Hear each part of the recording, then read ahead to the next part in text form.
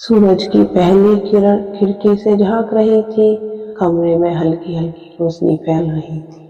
नीलम की आंखें खुली तो उसकी नजरें बिस्तर के उस खाली हिस्से पर गई जहां उसके पति अमित को होना चाहिए था। उसने धीरे से करवट बदली और देखा कि अमित बालकनी में खड़ा था, चाय का प्याला हाथ में लिए हुए।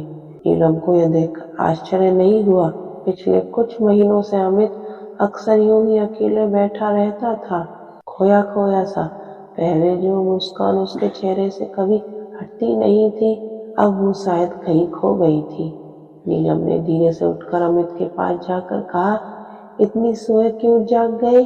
अमित ने हल्की मुस्कान दी, बस ऐसे ही, आदत सी हो गई है अब। नीलम समझ रही थी कि कुछ तो है जो अमित को अंदर से परेशान कर रहा है। वह उसे जबरदस्ती कुछ भी पूछकर परेशान नहीं करना चाहती थी।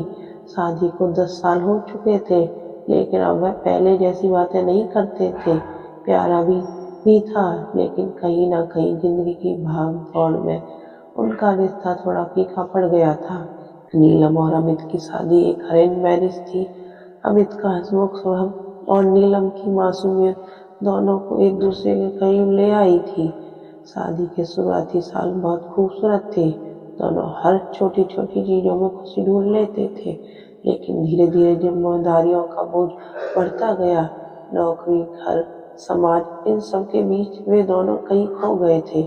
अमित देर रात तक ऑफिस में काम करता और सुबह जल्दी निकल जाता। नीलम भी अपने कामों में व्यस्त रहती। वे एक ही घर में रहते थे, लेकिन एक दूसरे से दूर हो गए थे। नीलम चाहती थी कि अमित उससे अपने मन की बात कहे, लेकिन अमित कुछ भी कहने से बचता था। एक दिन जब वह ऑफिस से लौटा तो बहुत थका हुआ लग रहा था। नीलम ने हिम्मत जुटाकर पूछा, क्या बात है अमित? तुम पहले जैसे खुश नहीं लगते, मुझसे कुछ छुपा रहे हो क्या? अमित ने एक गहरी सांस ली और कहा, नहीं नीलम, बस जिंदगी में कुछ खालीपन सा लगने लगा है। पहले हम कितने खुश थे, अब सब कुछ बदल गया है, तुम्हें नहीं लगता? नीलम की आंखों में आंसू आ गए।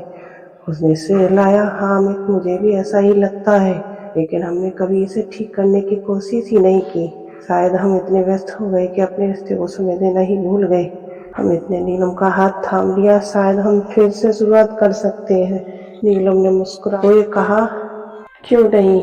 अगले दिन से दोनों ने अपने रिश्ते में बदलाव लाने की कोशिश शुरू कर दी। अमित ऑफिस से जल्दी घर आने लगा तो उन्होंने साथ में बैठकर चाय पीना शुरू किया। मोबाइल और टीवी से दूर रहकर वे एक दूसरे से बातें करने लगे। अमित फिर से नीलम के लिए छोटी छोटी चीजें करना शुरू कर दिया, जैसे उसे उसके पसंदीदा गुलाब लाकर देना, बिना कहे उसकी पसंदीदा मिठाई लाना। नीलम ने भी कोशिश की कि अमित को उसका खोया हुआ सुकून वापस मिले। एक दिन अमित ने नीलम से कहा, हम इतने सालों से एक साथ हैं, लेकिन शायद हमने एक दूसरे को हल्के में लेना शुरू कर दिया था। मैं चाहता हूँ कि हम फिर से वैसे ही बन जाएं जैसे शादी के शुरुआती दिनों में थे। नीलम ने सिर हिलाते हुए कहा, हाँ अमित, प्यार को बनाए रखने के लिए सिर्फ प्यार करना ही काफी नहीं होता, उसे संजोना भी पड़ता है। धीरे धीरे उनका रिश्ता फिर से मजबूत होने लगा। वे अब छोटी छोटी चीजों में खुशियां ढूंढने लगे। एक शाम दोनों छत पर बैठे थे, चाय की चुस्कियां लेते हुए। अचानक नीलम ने अमित से पूछा, अगर मैं कभी तुम्हें छोड़कर चली जाऊं तो? अमित ने उसका हाथ पकड़कर कहा, तो मैं तुम्हें ढूंढकर वापस ले आऊंगा। नीलम हंस पड़ी और बोली, और अगर मैं खुद ही वापस आ जाऊं?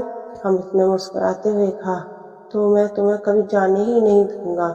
नीलम की आंखों में खुशी के आंसू आ गए। उन्होंने एक दूसरे को कसकर गले लगा लिया। उनका प्यार पहले जैसा ही था, बस उसे दोबारा जगाने की जरूरत थी।